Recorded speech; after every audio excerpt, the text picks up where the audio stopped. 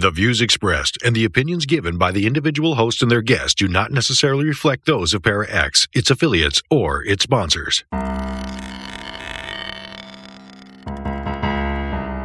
I'm horror author T. Fox Dunham. And I'm horror author and filmmaker Phil Thomas. And tonight we're asking you, what are you afraid of?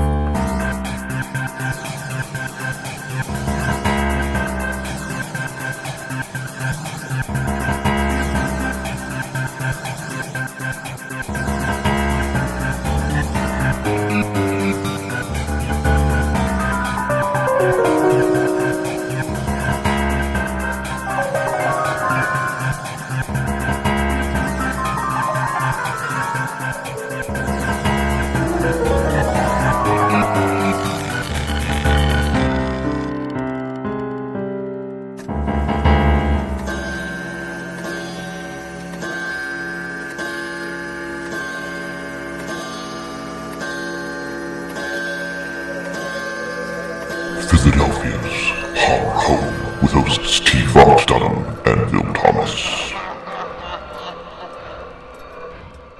it's been hot. Very hot. Heat wave hot. Hades hot. Yeah. I'm wondering if I died here. Satan's butthole hot. Satan's butt. Yes. Okay, that's the title of the show. Satan's butthole hot. Actually, it's not though. No. No, it's episode 49, Spirits of Summer. Yes. Because we were just saying that it's tough to get people to listen to the podcast when you want to be out fishing. Yeah, we're on the beach. Yeah, on the beach, or going to the Amber Music Festival. That's right. That's tonight. The music festival's night. A lot of cool bands playing. Yeah. Henry James Band. Henry James. The Tramps. Oh, the Tramps, right. Yeah. So were you Tramps are R&B group. Oh, very nice. Yes. Disco Inferno. Oh, Disco Inferno. Yeah. We can't sing. We're going to mess up copyright. We get in trouble for that. Actually, we haven't. But we get in trouble. Exactly. You can't do copyright. But it's episode 49. God, 49 episodes. We every time. Are we going to keep saying that every time we hit another new episode? We're kind of like... 48, 49. We're so thrilled by our ability to stay the course. I'm going to exemplify my mastery mathematics skills and say next episode is 50. God, 50 episodes. Halfway to 100. To 100. Wow. 50 stories, it's like... Yeah. We're doing it. Halfway to 100. We're doing it. And we had a fun time. What do you think? What should we call episode 50? Halfway to 100? Maybe, yeah. Or please, we're so tired. Could we just sit here in silence for this episode and you think of your own ghost stories? It is a free show. We're going to, exactly. We're going to play guitar during that episode. We're just going to play guitar. We're just going to jam. Yep. We're going to jam. But we don't actually know how to play guitar. I do. Oh, do you? Oh, yeah. I have 3 guitars. Oh, I didn't know that. You should play guitar. Yeah. And I'll play my flute. Yeah, you play your flute. I'll play my guitar. I have an acoustic guitar. I have an electric guitar. I have a Les Paul. Do you really? I didn't know that. Yeah. You're just a mansion full of rooms of talent. Yeah. And then the song will be called Satan's Butthole. That's right. Yes. That's the name of my next short story. Yes, which we got to do. Good show, though, coming up. We've got a ghost story from Clinton, New Jersey that I experienced last March when I once stayed at a place called the River Victorian Bed and Breakfast. Very cool. Clinton's one of the most haunted areas in New Jersey, one of the most haunted areas of the country. Right. And so I didn't know that when I went there. I just picked it because it was cheap. No. Why not, right? Yeah. I've got part 2 of my story from Savage Beasts, The Music de Teufels, from Grey Matter Press, and we've got your second interview from the Philadelphia Film Festival Cinemug. Right. That was interesting. That was a cool festival. Okay. I really enjoyed it. Well, let's start with Ghosts at the River Victorian, read by David Walton on What Are You Afraid of? Horror and Paranormal Show at www.whatareyoufraidofpodcast.com, where you can find our ghost story archive with audio versions of each story. And this is Ghosts at the River Victorian, read by British folk singer David Walton.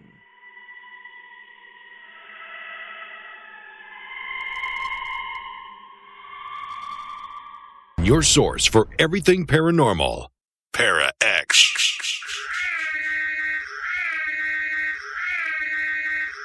Are you haunted by shadow people in the middle of the night? Do you secretly love all things creepy and spooky, enjoying ghost stories and horror fiction from the best storytellers? Do you have a true ghost experience you want to share, but no one will believe you? If yes, listen to the professionals on What Are You Afraid Of? Horror Paranormal Show Friday nights at 9 p.m. on Para X Radio and at www.whatareyouafraidofpodcast.com. What Are You Afraid Of on Para X? Our creepy and demented hosts are on call to provide you with all your spooky needs with true ghost stories, interviews, indie music, and new horror fiction. We are ready to scare you. Para X. Ghosts at the Riverside Victorian. Submitted by T. Fox Dunham from historic Clinton, New Jersey, USA. And read by David Walton. This March, my wife suffered terrible stress while enduring her first term at the UNC Business School at Chapel Hill, a graduate's program for accounting. Yes, my wife is a Tar Heel, which is odd as we live in Pennsylvania.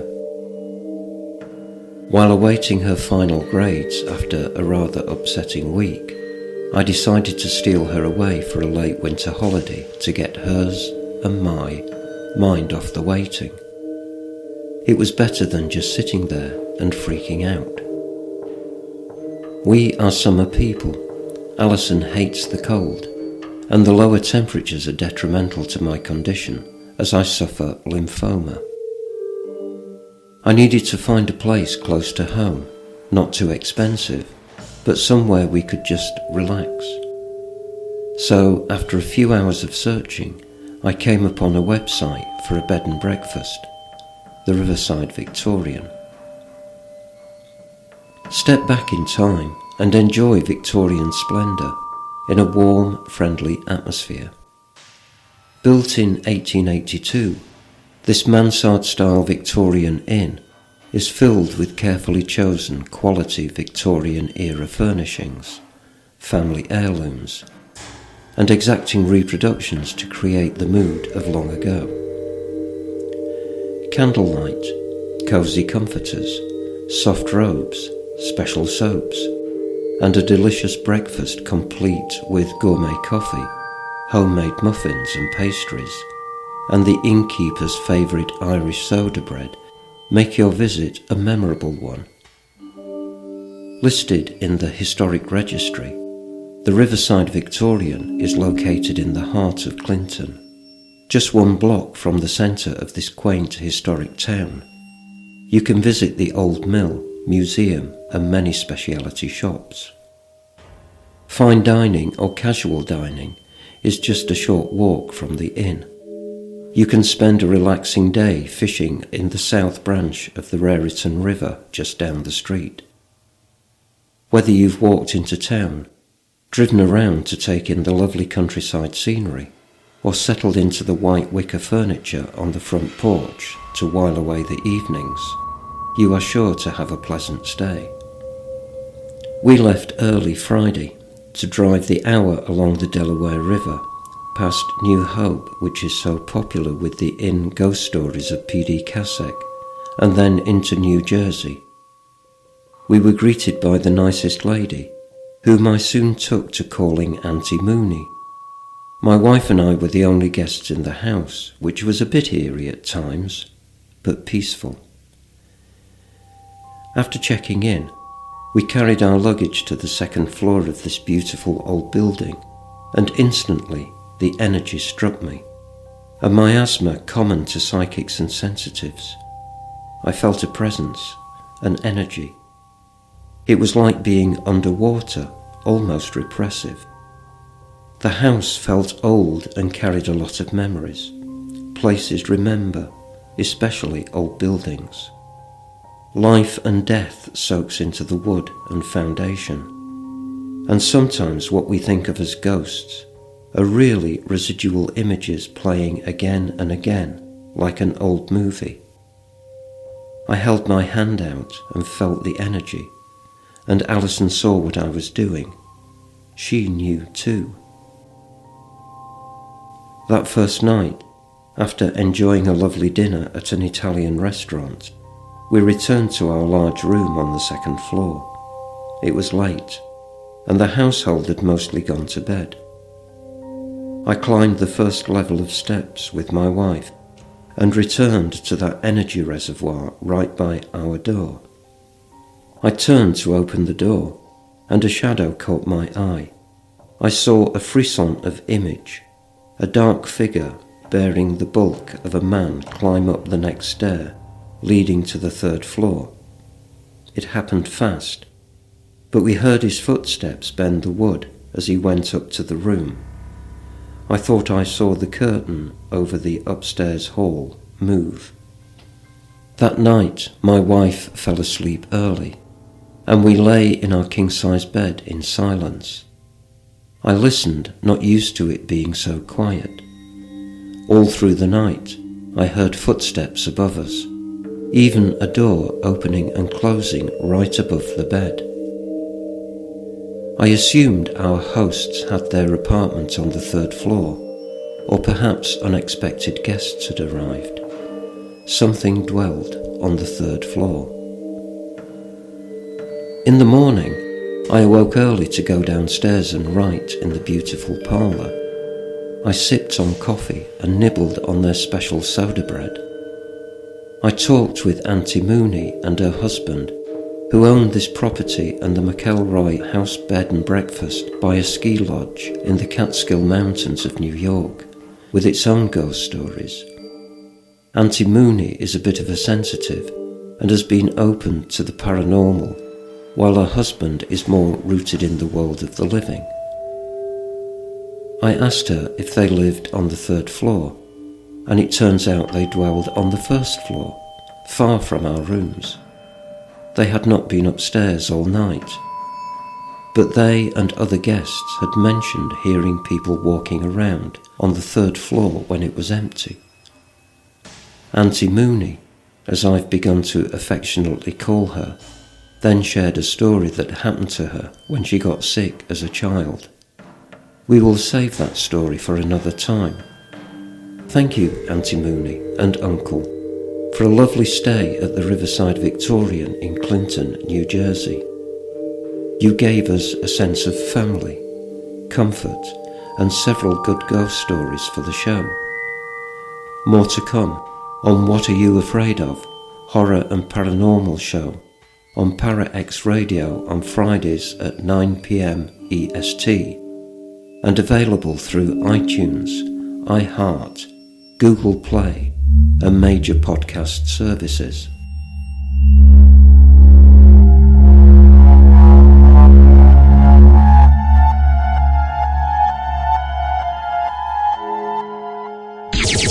Your source for everything paranormal, ParaX.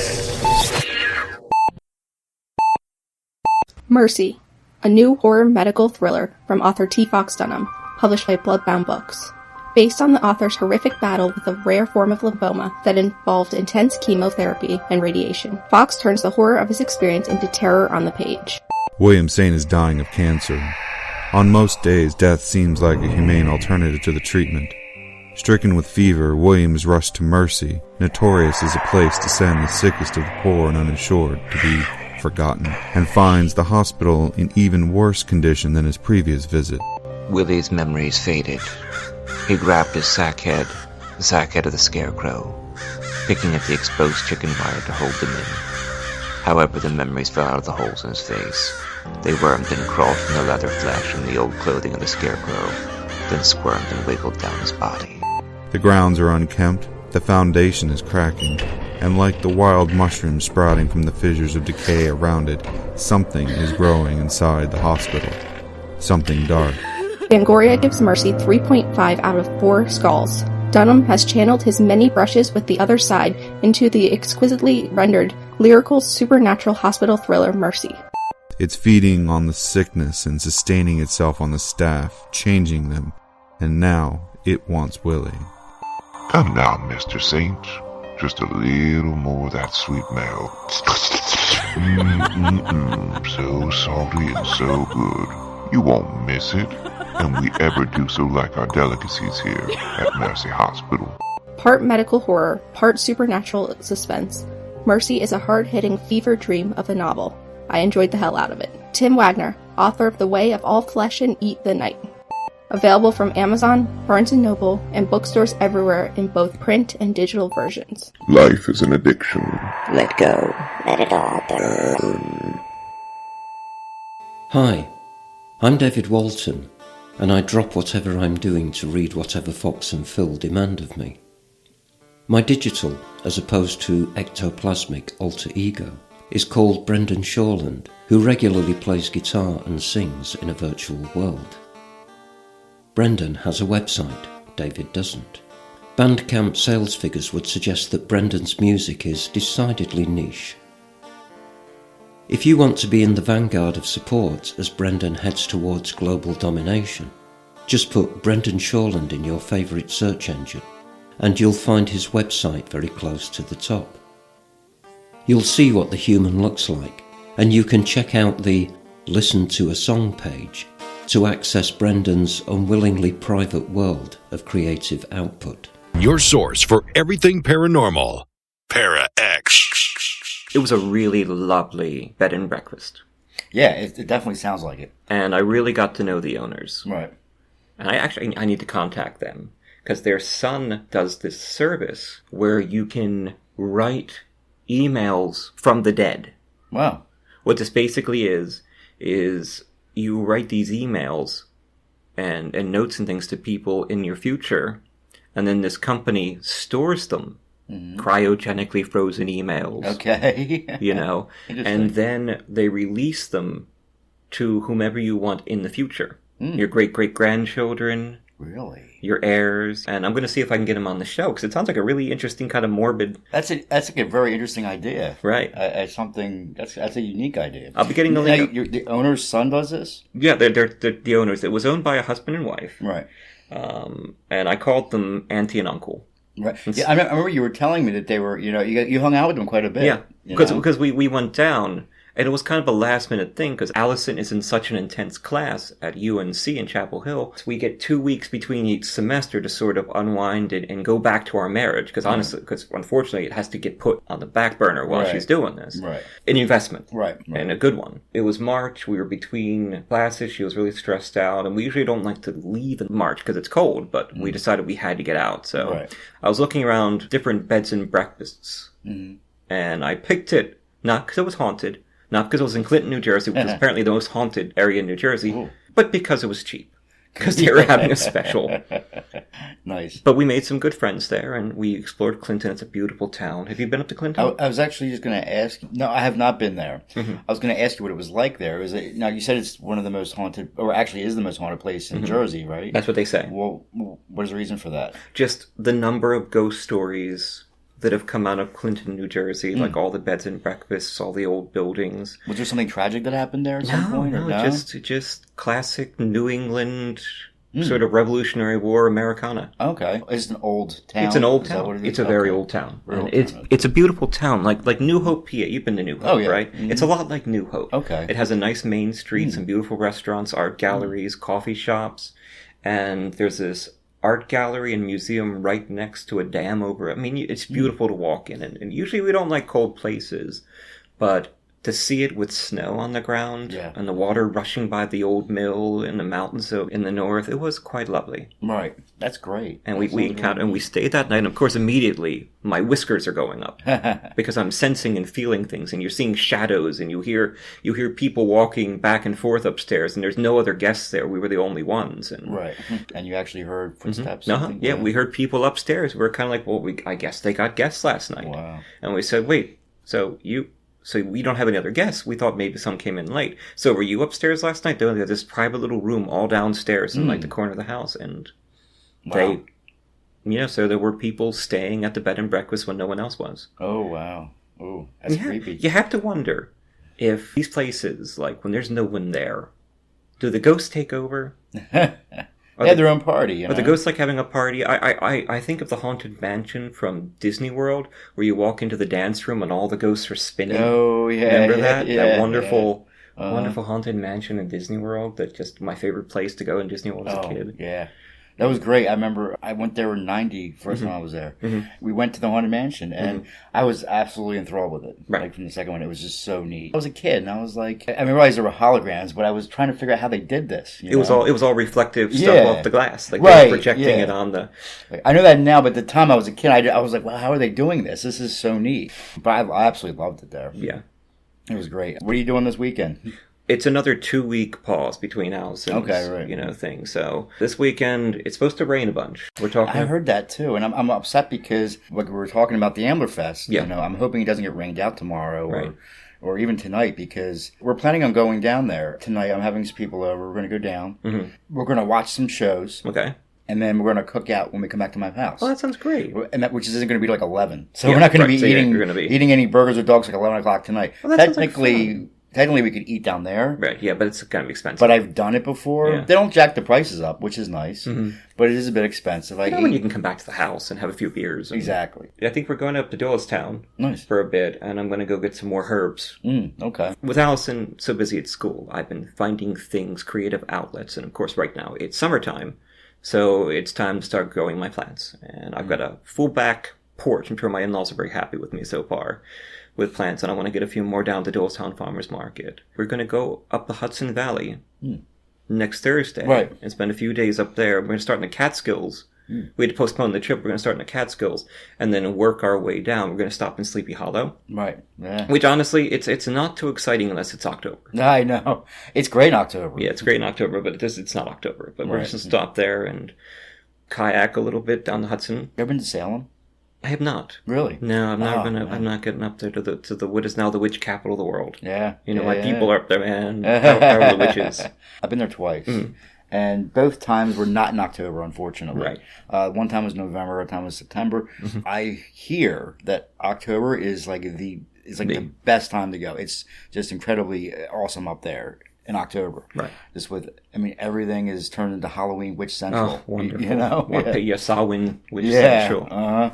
Exactly. So, but the one place I would not want to go to right now is North Dakota. Oh, and you want to know why? You want to know why? Why? They're back. They're back. The clowns have thawed. The clowns. It's our first bit of clown news for the summer of 2017. Phil, I love saying this. Cue that jingle. Clown news.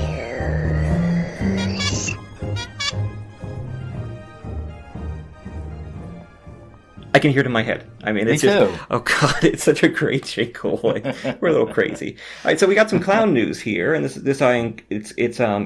it happened in North Dakota, and we haven't seen too much going on with clowns recently. Got other clowns happening in the news right now, but it's the same story again. A clown who witnesses said was armed with a knife, and there was another man with a boa constrictor. Oh, good Lord. Dressed as clowns. And once again, they were targeting a group of children. And this was and you'll like this was in Fargo. Fargo, North Dakota. Wow. That adds a whole other level to, So it's like season 4 of Fargo. Wow. That's good. That's the premise for season 4. Right? It's killer clowns or clown sightings, yeah. And it happened on a Saturday night, and so it was back in May, or actually before May, a little before May. I'm reading the news stories. And it was a very frightening incident. And the authorities, of course, the local deputy chief, Joe Anderson, told this to Newsweek. And he's the one that brought it to the attention of the media. And the witnesses said that boa constrictor guy and knife boy, no one ever gives descriptions of the clowns. Right. But they threatened to kill the kids. And then they said, "You want to see a dead body?" Doesn't this sound like classic urban legend to you? Yeah, it does. And once again, where's the evidence? Right. Where are the pictures? Yeah.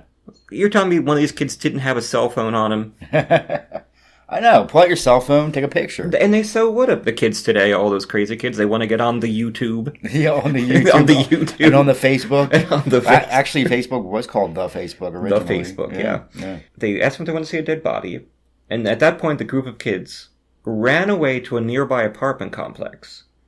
And the two men then returned to another nearby building. Of course, what building? Was it another cabin in the woods? Why are these more specific? And they risked have not been made. And, of course, Boa Constrictor Man and Knife Boy are gone.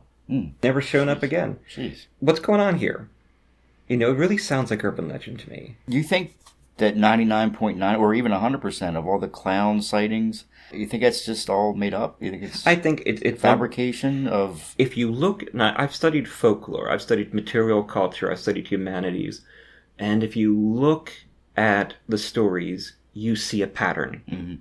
It's the same pattern and the same lack of evidence every time. Mm-hmm. It's like the story that said, you'll swallow 3 spiders in your lifetime. Yeah. And yet that was an email scam that someone perpetrated. And Slender Man, we were just talking about that. Slender Man was actually a creation of a photograph. Yeah. Fabrication. A fabrication from, and these things, they take a life of their own. It really sounds like urban legend. Yeah, it really Which does. is fun. I'm fine with that. I like urban legend. Yeah. What's that site, Snopes? Yeah, Snopes, yeah. Snopes, yeah. It kind of debunks certain urban legends and rectifies what's real, what isn't. Right. Have you ever gone on the site? Yeah, once in a while. Yeah. I used to love going on there. When it first came out, when the internet was new, that's an old site. I mean, that's been around for almost 20 years, I think. There was a person who was arrested recently, and he depicted scary clowns on his Facebook page attacking the school at the Padre High School in Fort Collins, Colorado.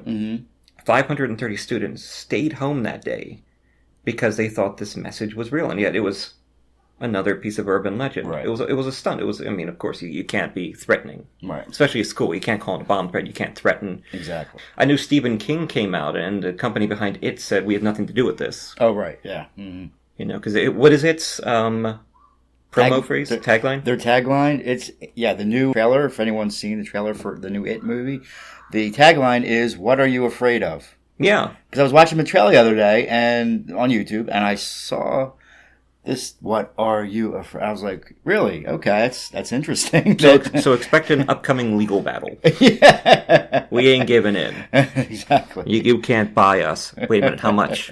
How much do you think they'll offer? Because I gotta say, I am for sale. Yeah, exactly. I have no problems with that. My wife's at Chapel Hill. I'm for sale, people. Whatever you got. How about half a beer or, a 7-Eleven gift card? We don't know how much is on it. I'll take it. Yeah. I'm out of here. I'll take what I can get it around. It could be $3, it could be 50. Who knows? We'll take it.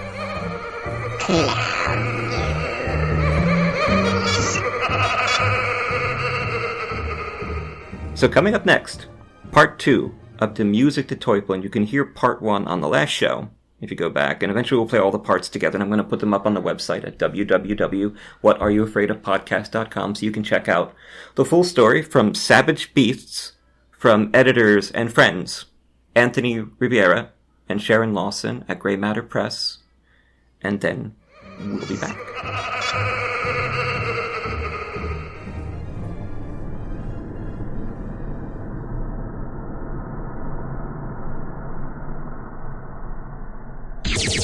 Your source for everything paranormal, Para-X. Der Music de Teufel by T. Fox Dunham. From Savage Beasts. From Grey Matter Press. Read by T. Fox Dunham, who is in no way German, so I apologize now. Scene 2. Set in Philadelphia, October 30th, 1995.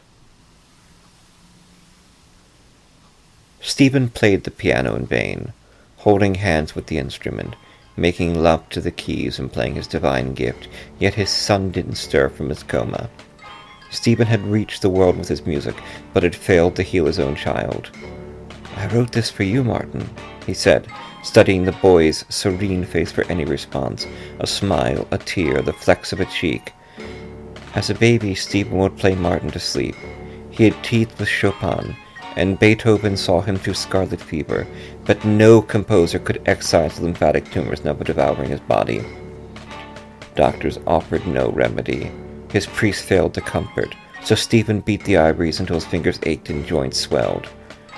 The nurses moved to and fro, checking Martin's vitals, turning him, hanging bags on his pump. The ventilator forced air into his lungs, wheezing to the beat of his father's music. At first, the administration at St. Mary's Hospital had dithered over installing a piano at the intensive care unit. The staff preferred the reverence of a funeral home for the ward, so Stephen made a sizable donation to the hospital as motivation to adjust their policy. Stephen's leg now ached, the pain surging into his groin. The injury from the accident always flared up after sitting for a few hours at the piano. He resisted the opiate urge. Safely stowed in his satchel it was. The voice of the divine.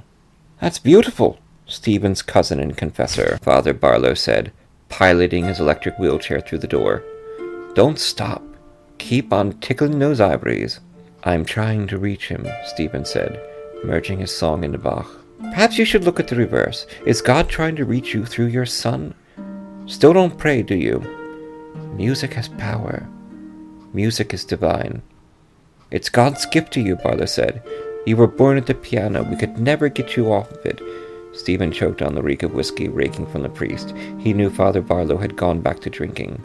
He'd had a real problem after the accident, before joining the clergy, and Stephen had hoped that his faith would have been enough to keep him from straying, but faith only possessed short-term power. "And he's exacted a cost," Stephen said.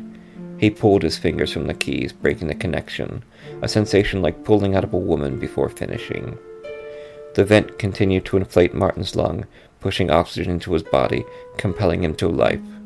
Pumps clicked, pouring chemicals into his bloodstream, maintaining his life but exacting a cost, destroying his vitality and draining his youth.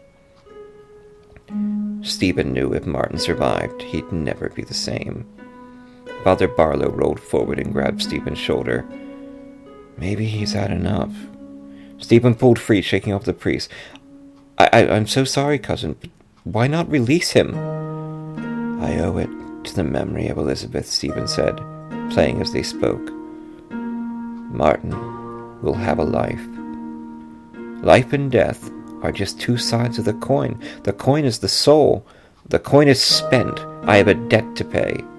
The soul is a debt from God," Barlow said, as something from the corner of the bay distracted him. He flinched and grabbed his white collar for comfort. "That shadow just moved. You're drunk."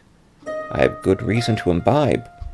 "Because your faith isn't strong enough," Stephen said, regretting the cruelty in his statement immediately. "I'm sorry, cousin, but I'll pray in my own way."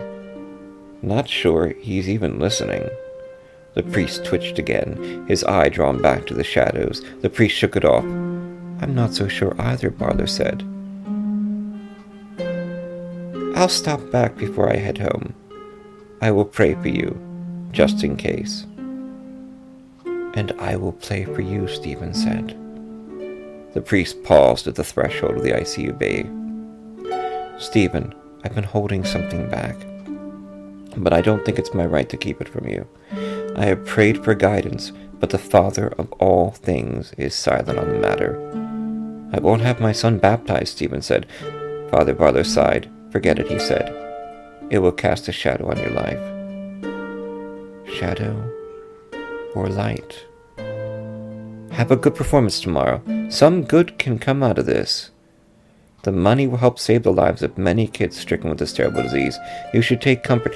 "Spare me," Stephen said. Barlow rolled out of the room and shut the door behind him, giving father and son privacy. Stephen ceased playing, got up and steadied his leg with his black aluminium cane. Pain shot through his thigh. He resisted it, fighting the need for the syringe in his satchel. Wetting a washcloth, he wiped down his son's nearly bald head. Martin's red hair, inherited from his mother, had grown out since the oncologist had stopped giving him chemo treatments. Stephen had never noticed the fuzz growing on Martin's chin, usually only seeing how the lymphoma gouged the boy. Now he saw the growth, the maturing, and realized that Martin was becoming a man, even while dying. The pain in Stephen's leg was becoming overwhelming, giving him an excuse to break his fast, just enough to take the edge off. He grabbed his satchel and dug through the music sheets, his variations on Chopin for the Halloween benefit at the Mad Music Center tomorrow. Needing it to get through the day, sitting here with Martin, he plucked the morphine vial and syringe from a hidden pocket, then tied off his arm with a rubber tourniquet. He sucked up a fraction of his usual dose of the opiate, but the first threads of the man's beards on Martin's face haunted him, so he took more. Finding a good vein, he depressed the plunger. Bats flapped in his head, dark shapes that tickled and stirred. The burden lessened, his body lightened. Gravity released its hold, and he once again sat down to play the piano, now freed of the terrible reality. After an hour, the euphoria thinned. Enough morphine still flooded his system to dull his common sense, his self-preservation instinct. The drug removed his inhibition. He fetched the needle, filled it with what remained, and injected it again. The drugs numbed him, and he struggled to breathe but didn't care. Nothing mattered. He sat at the piano, not bothering to remove the syringe from his arm, and composed at the keys. He sensed a new concerto, close, fleeting. Something evolved in his mind.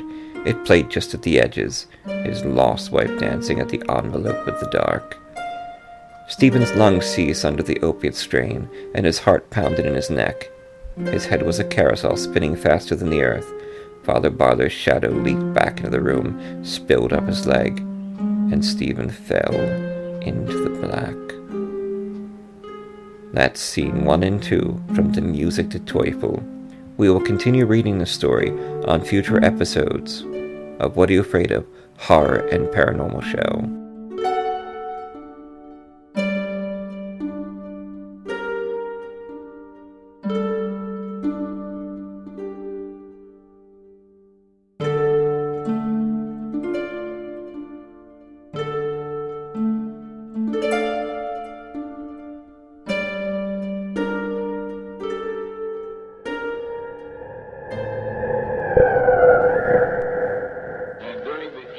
That we have left, we want to talk right down to earth in a language that everybody here can easily understand. Your source for everything paranormal, Para-X. Rat, where are you going? I'm going back to the Paranormal View, back where I belong. Please, take me with you. No, I'm through with everything here. I want to see if there's something left in life I haven't explored. Do you know what I'm talking about? Oh, Rat, don't run to them. They talk about ghosts and hauntings, UFOs, and all kind of supernatural scary stuff. You'll never understand, will you, Scarlet? No! Well, that's your misfortune. Rat, if you go, where shall I go? What shall I do? Frankly, my dear... Line! Oh, you gotta be kidding. That's the Paranormal View with your host, Henry Foister, Jeffrey Gould, Kat Cloco, and Barbara Duncan. Every Saturday night at 8 p.m. Eastern, exclusively on the Para-X Radio Network. We've all experienced messages from beyond the silver veil, whether we want to admit it or not. Some people take no notice, ignoring these outreaches. Others embrace them, seeing them as evidence of an expanded universe. Whether these stories frighten or comfort, we are reassured. The mission of What Are You Afraid Of? Horror and Paranormal Show is to explore the dark side through paranormal investigation, folklore, and the arts. The show is an audio magazine. We share true ghost stories, dark fiction, interviews with ghost hunters and indie authors, filmmakers, artists, and musicians. We discuss industry issues and offer support. We have a unique and varied theme that creates a show unlike others. Our weekly show is featured on all major podcast services, including iHeartRadio, iTunes, and YouTube. We are a part of Para-X Radio. We need your true ghost experiences, so write them down in an email, preferably under 2,000 words, which comes to about 3 or 4 typed pages, and send them to whatareyouafraidof117@gmail.com. Please don't attach them as a file. And don't worry about trying to write like Charles Dickens. Just tell us your story as if you were telling a friend. And if you're not sure if it's actually a ghost story or not, but it's still weird, send it anyway. Also send us your photos, EVPs, recipes, your thoughts, and any artwork. Check out our website at www.whatareyouafraidofpodcast.com for our ghost story archives, articles, photos, and expanded material. And you can buy t-shirts, mugs, laptop covers, and animals apparently with our logo on it. Follow us at Twitter at PFWhatAfraidOf. That's PFWhatAfraidOf. You cannot escape the darkness. So explore it with us now at What Are You Afraid Of?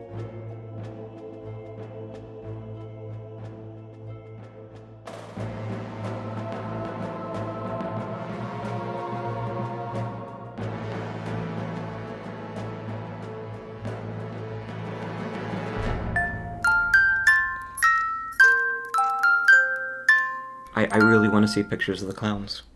Yeah. I'm upset that there aren't any. There aren't, and of course, anyone could fake one. Yeah, with Photoshop and, Or just get out and make up and have a knife, and that's the clowns in the woods we saw, so it's... Yeah, have your uncle dress up as a clown and take a picture, right? And just say, this clown's random. Phil, you just brought back my post-traumatic stress disorder. Oh, I'm sorry. Oh, the images in my head. Oh, God. We used to call him Mr. Pinky Red Nose. Oh, God. He made us eat pie. He made us eat pie, and he died in a tragic circus accident. He did. It was a 3-ring circus, and he was on the trapeze, and an elephant squashed him. Oh, that's a bad way to go. But that was the music. I have an aunt that went like that. Did you? Yeah. Oh. That's interesting. Yeah. Okay. Amnesia, what was I talking about? Right. But that was the music to Teufels. That was part 2. Right. And it's got a cool sort of... I like writing about history of World War II in Germany. Mm. And, and the first part's from a concentration camp doctor, a death camp. I believe I used Treblinka. Oh, I know nice. I never named it. And it talks about the morality of what happened, and it talked about Josef Mengele. We talk about ghost stories and horror, but there's real horror, and that man was really Satan's butthole. Right? Yeah.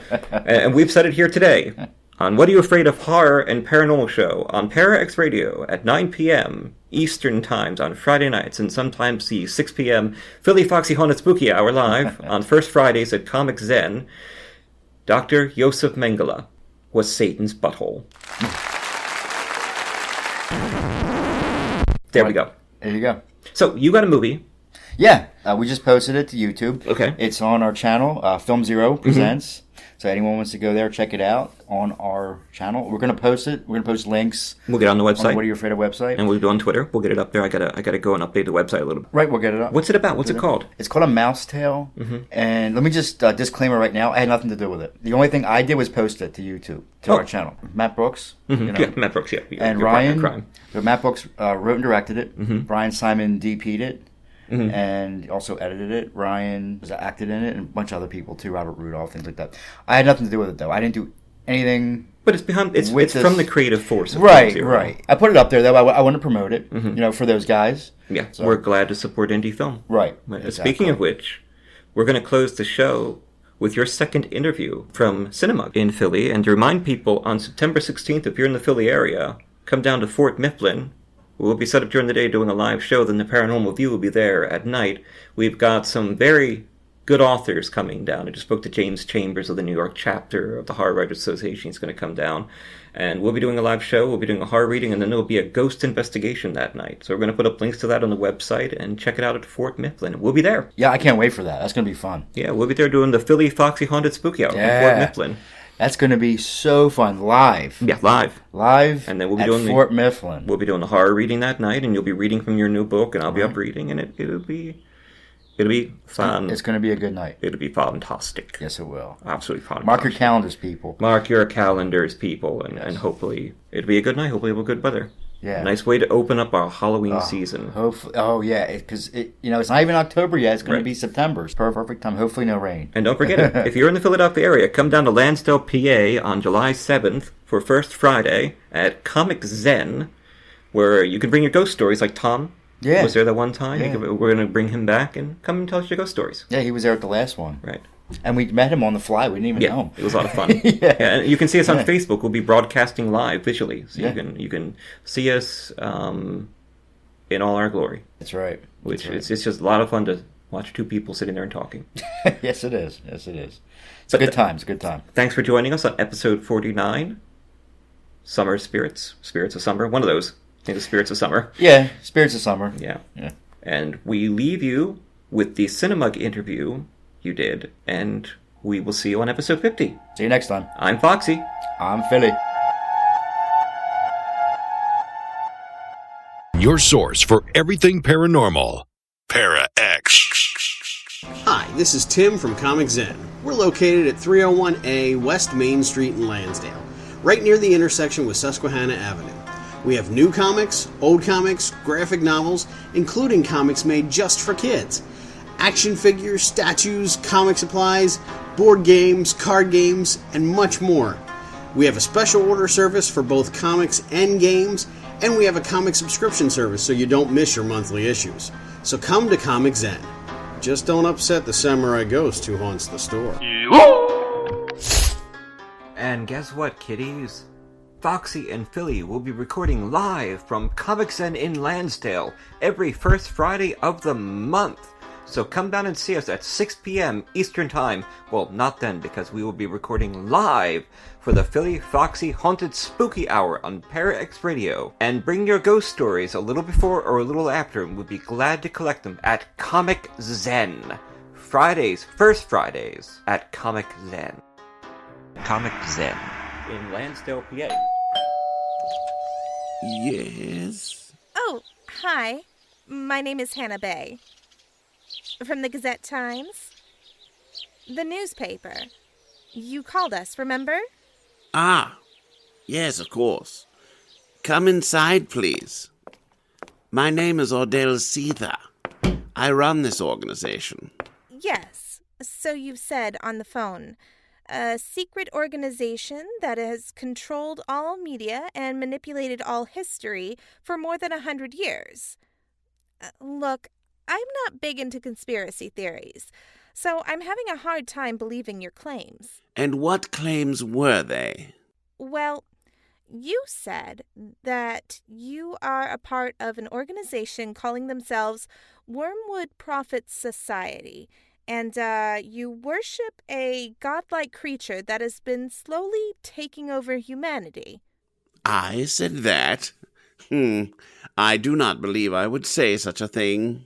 Look, you called me, mister. You made these crazy accusations. I have you on tape claiming you helped spin history. That you helped Hitler in World War II, the same time helping the Allies. I think it's baloney, but my editor sent me out here anyway. Yes, I believe you are right. I did say those things. You said you have proof that God exists. Yes, I do. If you would step this way. What the hell is that thing? Drink in his beauty. Marvel at his intelligence. Why is he in a tank of water? Listen to the stories he spins. Believe the truths he tells. I can't take my eyes off of it. He is forever nameless to his people, but we call him Wormwood, and we are his prophets. I can't take my eyes off of it. Wormwood Prophet Society features stories by Mark Slade, Jason Norton, T. Fox Dunham, K.E. Moore, Phil Thomas, and D.W. Gillespie, with art by Chris L. Burke. This strange and bizarre anthology is published by Rogue Planet Press and can be found on Lulu.com and other outlets that sell books. All right, this is Phil here with What Are You Afraid Of at the Cinemug. Hi, I'm Genevieve Leonard. I made these films tonight under my maiden name, Genevieve Kupniak. You know, this is what happens when you get married, right? The first two films, I did Tattoo 2. They were both black and white animated films. And then I showed a 20-minute live-action film called Tethered. The two black and white films were actually shown in the Danger After Dark series here at the Philadelphia Film Festival in 2004 and 2005. So those were premiered right here in Philly. And since then, I screened Tattoo at the Fangoria Film Festival up in Toronto. Oh, that's really good. That's really nice. Yeah. Was that a good experience? Was that enjoyable? It was really interesting. It was, since it's a short, it was shown before a longer feature, and it really did prep up the audience. As a filmmaker, it's really exciting to see your work in front of other people. Yes, it is. Yeah. Yeah. So you see when they're gasping, and it's also a good experience to see what you're doing right and what you're doing wrong. I remember in that experience, I had a couple people giggle at a certain point, especially if you see the film. There's a section in the black and white film where my character starts screaming and tearing at her face, and I did get a couple chuckles, and it was unusual at that point. Not what you expected, right? No. Not at all. And I know what you mean too. Like when you're showing it to a live audience, you get that reaction, something you don't get when you have it just posted on YouTube and people watch it or whatever. You get views, but you can't actually see or hear the reactions when they're watching it because you're not with them when they're in front of their computers or whatever. So it's a totally different experience. Yeah, exactly. And so I was really confused, like, oh my gosh, is that bad? Is that good? And I did talk to a couple people afterwards, and it was. They said, no, it's great. Any reaction is a good reaction, right? As filmmakers, you expect that. But for me, that was the first film I'd screened right after I got out of graduate school. And I was like, well, but people are supposed to be freaked out. They're supposed to be screaming, and that they weren't. And I have since then, as I've matured, I've learned to just let that go and just say, okay, people are going to have their reactions however they're going to have them, and you just need to kind of accept that and just kind of, once you finish the edit, you need to let the film... Let it go, right? Yeah, right. Let it walk and run on its own. Yeah, and let people have their own experiences. Yeah. Yeah, and you can't control what people, like, where they laugh at or where they, what they like, what they don't like, and I've learned that too over the years, so it's pretty interesting. Yeah. Yeah. And I used to be the same way, like, now I don't care really what people think, but before I was like, oh my god, I hope they really, really like this. I mean, I still like it, I still want people to like it, but it's not, I understand you can't please everyone. Yeah. I know that, Oh. So, what else do you have working on that? You working on anything right now? Anything else going on? No, actually, it's interesting being a female filmmaker. I made the hard decision a few years ago to kind of step back for a little while, and I had 2 babies, and I raised them. There you go. Nice. Congratulations. Yeah. Thank you. And now that they're kind of in school, I now have an opportunity to get back and get serious into filmmaking. So when Veronica reached, I actually found out about this whole event through social media. I had friends that are really interested in the Philadelphia Film Group, and they forwarded it to me knowing that I wanted to get back out there. So the films that I'm showing tonight, one was done in 2004, the other one was done in 2005, and the latest one was done in 2012. So it's been a few years. And right now I'm actually working, I both do live action and animation. I have experiences in both. So my next one is going to be a combination of the two, more visual effects kind of animation, and it's going to be a much shorter film, like 3 to 5 minutes long. But I'm hoping that it's going to be kind of this weird zombie hybrid film. It's been kind of swimming in the back of my head for a while. Zombies are cool. Yeah, they're always fun. Yeah, right? But yeah, I wanted to do this kind of comedy of errors where this horde of zombies stumbles upon this other zombie, and they're trying to get him out of the house, but they can't really figure out how a house works. So the front part of it's a little bit of that genre mashing of horror and comedy, but then the final part when there's going to be a group of survivors that comes across these zombies, and horror will ensue. So it's kind of flipping the audience on its head, right? So playing with that reaction that I first had, the giggles, but then the shock and horror, and I want to experiment playing with that a little bit more. Very nice, very nice. Yeah, do you have a YouTube channel, anything like that? Yeah, I mean, if you do any simple Google search for Genevieve Leonard, I have GenevieveLeonard.com. I also have my original maiden name, GenevieveKopniak.com.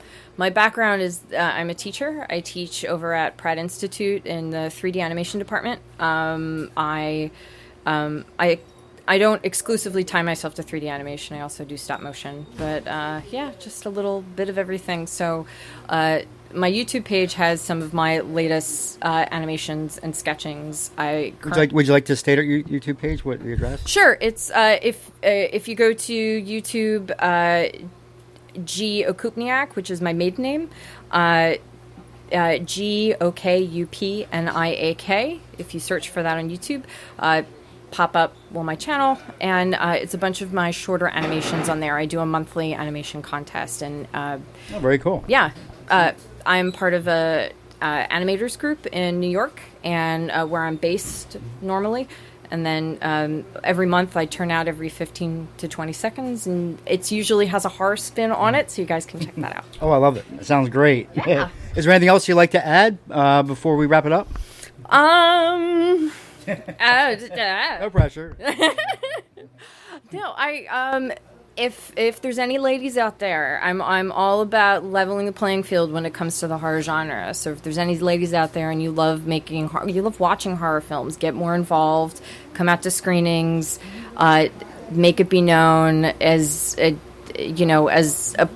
woman in this genre. I feel that it's a little underrepresented, so we need to beef it up. We need to beef it up. We need to get and I love my men's, but I think a little bit more mixture of opinions and a lot more collaboration is going to be beneficial. So I 100% agree. Yeah. So we actually showcased. It was actually a few months ago on our show. We did a Women in Horror Month. Yay! Where we did, we just pretty much showcased all women in horror. That could be writers, filmmakers, actors, whatever, Mm-hmm. And we got good positive response from it. Oh, awesome. So it was pretty. And we're going to do another one probably again in another couple months. So awesome. Yeah, because we talked to a lot of women that feel like they're overlooked or whatever, and we wanted to just focus on them for a little while. Mm-hmm. Awesome. Yeah. It's super great, and I love it because the more conversation that we're having, I feel that opinions are drastically changing. I think when I only got into this business, 13 years ago, right. And even back then, I didn't notice that much of a. I don't have any stories to tell about being overlooked because I have been part of such a supportive group. Right. And I think here in Philly, I've always been a part of such a supportive group that has never really looked at those kinds of hurdles that we might overcome. But being a part of, I spent a lot of time in Los Angeles, and I just feel in a larger market that there is a lot less support than in smaller, more independent markets, because we're all scraping it together, right? As independents, we're all rubbing our elbows together. Yeah, exactly. And we're all kind of in the soup. But then once you kind of climb up that ladder, I feel that with that competition, it's a lot more difficult. Yeah, I completely agree. It's more cutthroat. It's more, there's a lot more small fish and big pond type of thing. Yeah, and then you're expected to change your message depending on what sells the best. Right.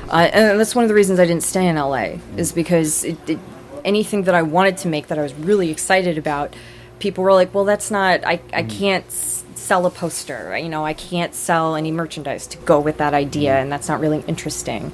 But with streaming media and YouTube and all the access that filmmakers have now, you can make whatever the hell you want. Yeah, you can. Yeah. Right. Yeah. So just go and make it, put it out there, and let the public decide. Exactly. Right. And I think the public is, what's really interesting is that their tastes are way more diverse than anyone ever expected. Mm-hmm. And just keep supporting it, keep going with it. Make weird sells. It really does. That's right. Yeah, people would have never thought. Some of the content that I'm exposed to these days, I would have never guessed in a million years that I would have been exposed to it when I was much younger. Mm-hmm. And in fact, I'm jealous of my kids right now. Like, do you know what you have access to? I would have never had access to that, Yeah. But it's, keep at it. Keep making stuff. That's great advice. Well, Genevieve, it was very nice meeting you. And good luck with everything. We're gonna we'll have some links posted on our website to your YouTube channel and everything. And we'll see you next time. Your source for everything paranormal. Para X.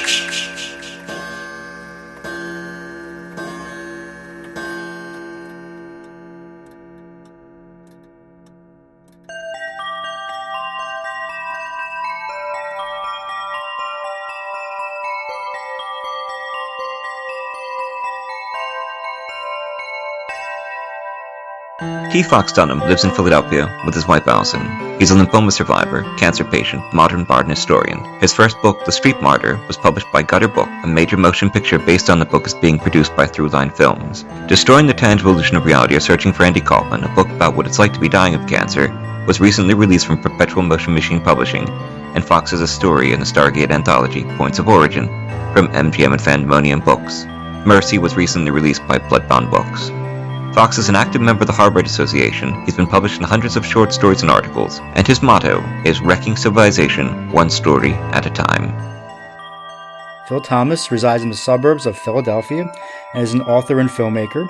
His screenplays have been produced into feature films such as False Face and Always from Darkness that are available in major retailers such as Best Buy and Target, as well as availability on Netflix and Amazon On Demand.